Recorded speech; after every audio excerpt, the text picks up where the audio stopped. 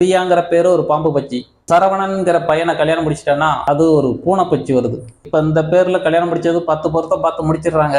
எல்லா பொருத்தம் இருக்கு. 10 பொருத்தத்துல கிட்டத்தட்ட 7 பொருத்தம், 8 பொருத்தம், 9 பொருத்தம், 10 பொருத்தம் பார்த்து தெளிவா பார்த்து கல்யாண தேதியும் சரியா இருந்து எல்லாம் முடிச்சாலும் கல்யாணத்துக்கு முன்ன கட்டியோ இல்ல கல்யாணத்துக்கு போய் தலத்தீவாளிக்கு உன் பேரையும் என் பேரையும் இன்சில் செய்து ஒரு மோதிரமா போட்டு விட்டுறாங்க.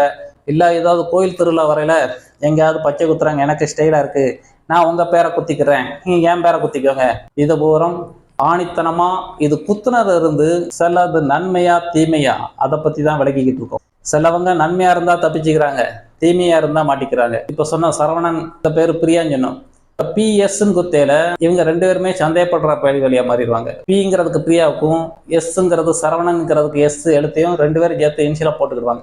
நல்லா இருக்கிற தம்பதியர் ஒண்ணு கணவர் போட்டுக்கிட்டா மனைவி சந்தேகப்படணும், மனைவி அந்த இன்சியலை போட்டுக்கிட்டா கணவரை சந்தேகப்பட்டுக்கிட்டே இருக்கும்.